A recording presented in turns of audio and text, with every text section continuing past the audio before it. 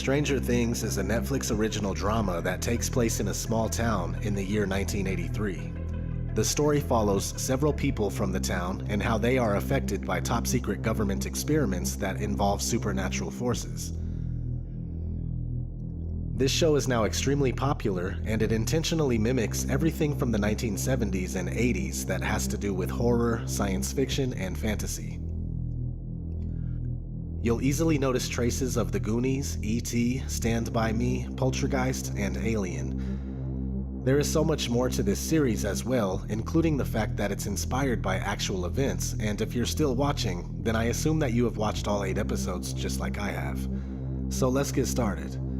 The first episode begins at a government laboratory that is also located within this small town, and things seem to have gotten out of hand as some sort of monster is on the loose inside the building. So we are immediately introduced to the supernatural aspect of this story. Next, we meet the boys that the story centers around: Dustin, Lucas, Mike, and Will. They enjoy playing Dungeons and Dragons. One night after playing, the boys take off and go their separate ways. Will rides his bike through the woods, passing by Hawkins' laboratory. He ends up having a run-in with the monster that seems to have escaped from the government facility and vanishes without a trace.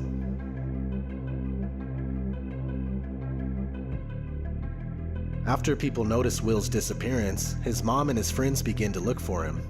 Meanwhile, one of the human test subjects with psychic abilities has also escaped the research lab. During a night when the boys were out looking for Will, they stumbled upon this test subject, which happens to be a young girl that doesn't talk with the number 11 tattooed on her arm. So they just call her 11, or L for short.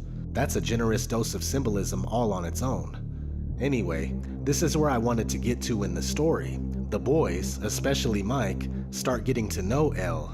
During the process, she has multiple flashbacks of being in the Hawkins laboratory where her psychic abilities were exploited, and that's what caused the rip in dimensions that allowed the demonic entity into our world. Now, what's interesting about all this is that it's based on a true story. The Montauk Project. The Montauk Project was a series of secret United States government projects conducted at Camp Hero and/or Montauk Air Force Station on Montauk, Long Island. It was secretly developing a powerful psychological war weapon. The Montauk Project is a continuation of the controversial Philadelphia experiment, which took place around October 28, 1943. A report was prepared and presented to Congress and was soundly rejected as far too dangerous. So a proposal was made directly to the Department of Defense promising a powerful new weapon that can drive an enemy insane, inducing the symptoms of schizophrenia at the touch of a button. Without congressional approval, the project would have to be top secret and secretly funded. The Department of Defense approved. The U.S. Air Force had a decommissioned base at Montauk, New York, not far from Brookhaven, which had a complete SAGE radar installation. This site was large and remote, and water access would allow equipment to be moved in and out undetected. Equipment was moved to Camp Hero at the Montauk base in the late 60s and installed in an underground bunker beneath the base. According to researchers, to mask the nature of the project, the site was closed in 1969 and donated as a wildlife refuge, with the provision that everything underground would remain the property of the Air Force. Although in reality, the base remained open until the 1980s. The park has never been opened to the public under the excuse of environmental contamination. Many dedicated researchers claim that the experiments became fully active in the early 1980s. Between the Philadelphia experiment in the 1940s and the Montauk Project in the 1980s, numerous trials were conducted to do with telekinesis, teleportation, remote viewing, time travel, and of course, MK-Ultra mind control. Thousands of kids died in this program out of fear. They were scared to death. I mean, I have no reason to lie about any of this, and anybody that doesn't believe it, they're gonna think we're all crazy anyway. It really doesn't matter to me, and I don't really care. Approximately 120 miles east of New York City rests the small and remote town of Montauk. Its name was inherited from the Montauk Indians, who were settlers of the land for over 4,000 years. From as far back as the Revolutionary War, it was a place of interest for military forces.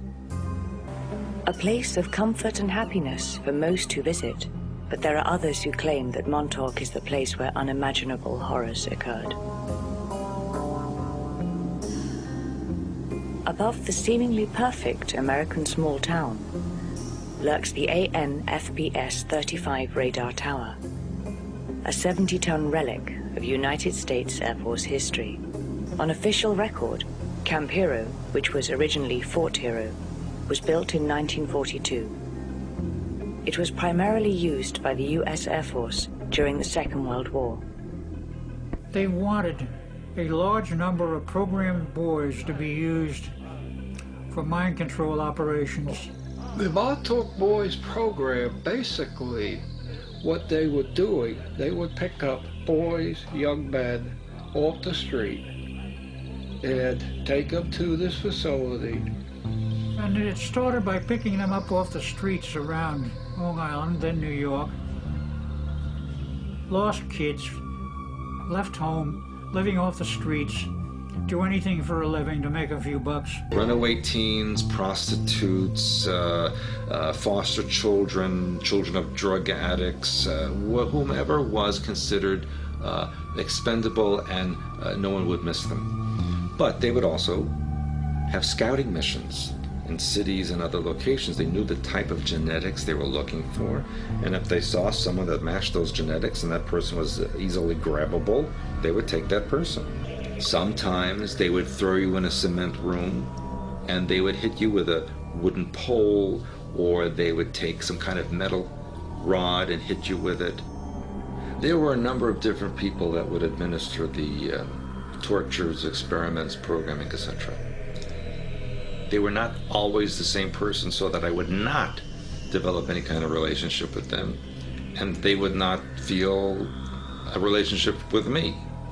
I wouldn't call them handlers particularly. I think some of them were just kind of automatons. They were sometimes soldiers. They looked like soldiers. Sometimes they looked like ordinary people off the street. I never knew what to expect, and they were always different. They're always male, never female that would do these kinds of things. The beatings were the most horrible.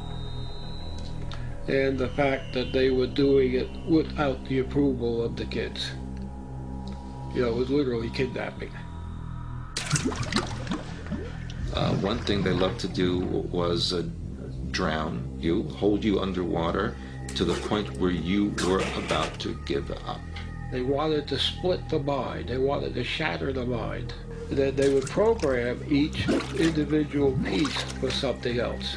But what was the intention on the beatings and the drownings? That must have... That was to shatter the mind even further. So they can manipulate it?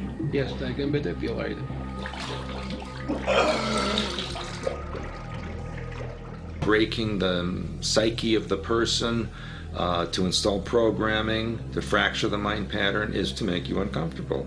Because when you're, first you're cold, then you're hot, then you're cold, and the mind doesn't know what to expect. And after a while, it fractures. Okay, when you take a personality and you fragment it into pieces, they take one of the pieces and then they develop it into a sub-personality or a related personality, which is a little different than the core personality. And then they provide a code that triggers that personality to come forward and take control of the body. They were programmers, not handlers or controllers, but programmers who would only come into the room after I had been sedated, drugged, beaten. I was pretty much immobile, just laying there on the table fastened down, and then the programmers would come in. Then they would put the lights over the table, then they would fasten things to different parts of my body, particularly my head area. There were so many different types of rituals that involved astral entities, but one of them was to create the child as a vessel so that the entity could enter the body of the child and animate it, and then those participating in the ritual would achieve the energy of that entity that was occupying the body. There would be a chemical type of smell. They would put things in my arms, in my legs, in my genitals, in my head, and then I would hear input voices over and over and over again, and then there'd be like this swirl. I would see this swirling vortex over my visual perception.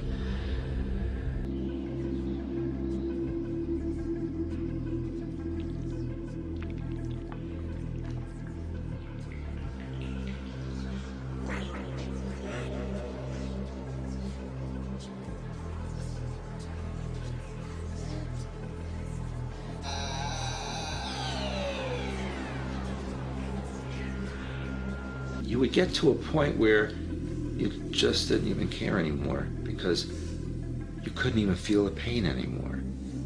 I think that was a form of dissociation, and that's what they wanted. They wanted you to dissociate, fracture the mind. That's how the programming begins. I did see a couple of their sessions. It was disgusting, made me sick. Can you describe a little bit of that? I would just as soon die. The amazing things that they could think of to create fear, anxiety, and fracturing. I don't know how human beings could even think of such things, but they did. Definitely, I did see people die.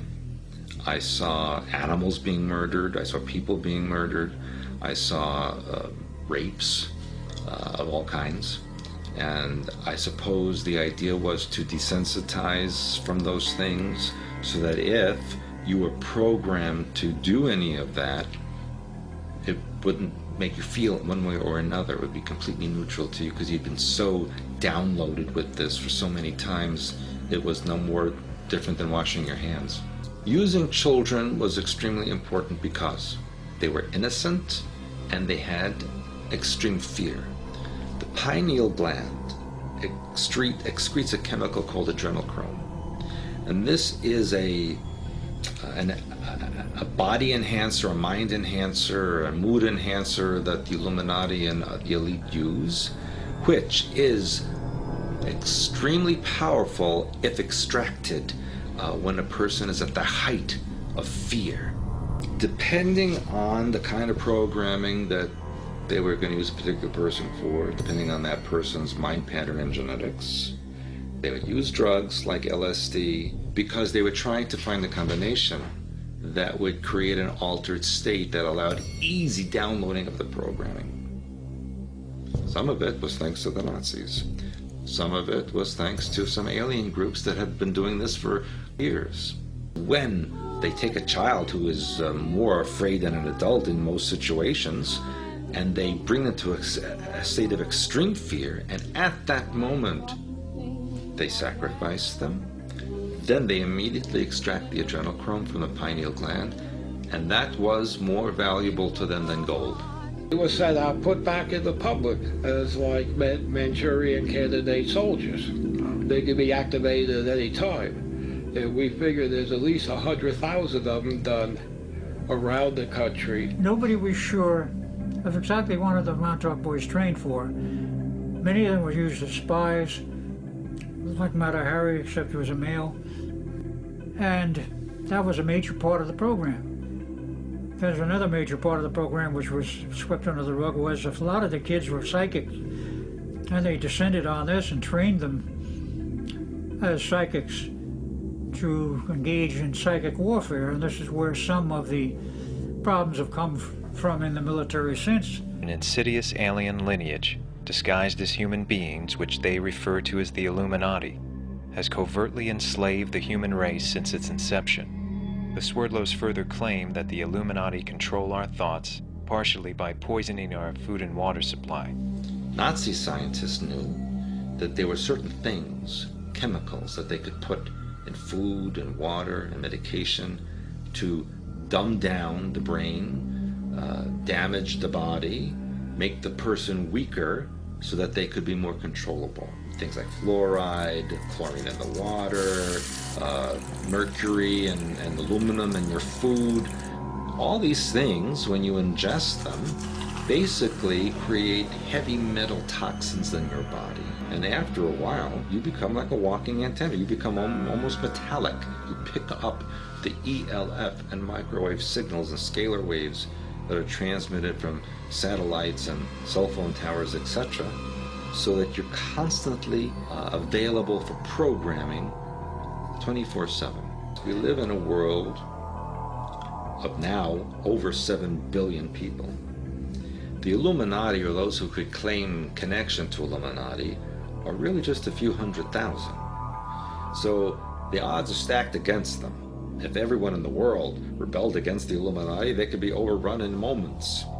We all know that MKUltra mind control is 100% real. It's been disclosed. We are not professing to tell you the complete story of these activities. We are professing to tell you the complete story that we know. Right. But these records that we've uncovered don't tell the story. They tell pieces of it. They apologized for it. Thousands of government-sponsored experiments did take place at hospitals, universities, and military bases around our nation. Some were unethical, not only by today's standards, but by the standards of the time in which they were conducted. Nobody should have to go through this. The United States of America offers a sincere apology to those of our citizens who were subjected to these experiments. And we know that they're still doing it, and that it's far more advanced now than one could ever imagine. What I want to stress is that these guys may believe that they were coming into contact with aliens from a distant galaxy far, far away, but in fact, these are extra-dimensional beings. Some would call them demons, or even fallen angels. There is indeed supernatural phenomenon occurring on our plane of existence, but extraterrestrials traveling from millions of miles away is a fat chance. So what do you think? Is this all just some twisted fantasy, or is the veil of shadows right next to us and we don't even see it?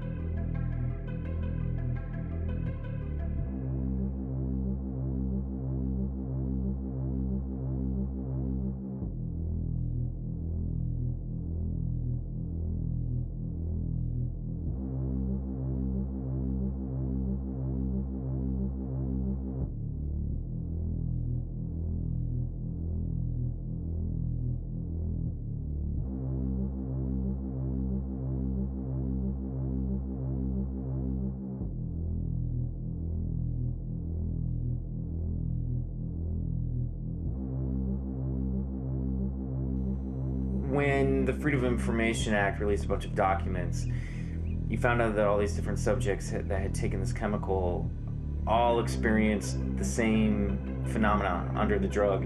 They experienced something out there that came to them, that met them halfway. These entities were kind of malignant and threatening. And actually, a handful of the volunteers had traumatic and terrible encounters with these entities.